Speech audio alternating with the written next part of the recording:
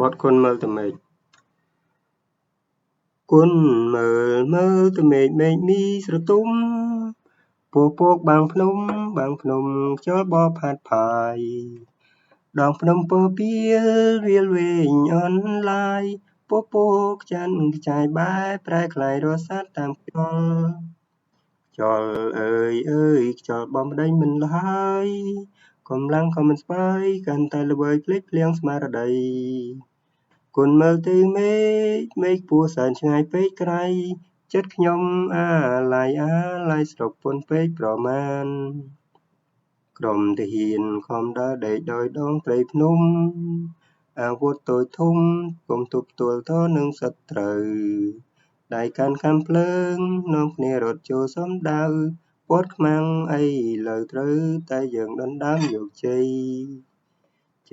នេះបានមកពីទឹកចិត្តហានខ្លាបីដូចសត្វខ្លាស្វែងរកចំណីបើបានជួបហើយស្លាប់រួងយើងកុំគិតអី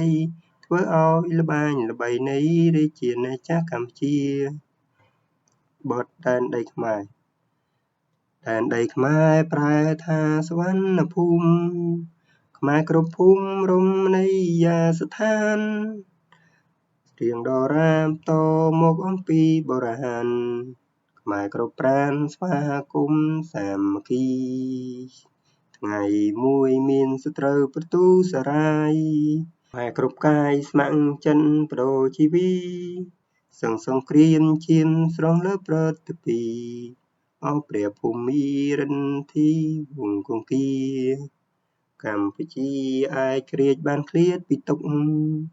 ខ្មែរបានសុខទាំងអង្គក្រុមអាត្មា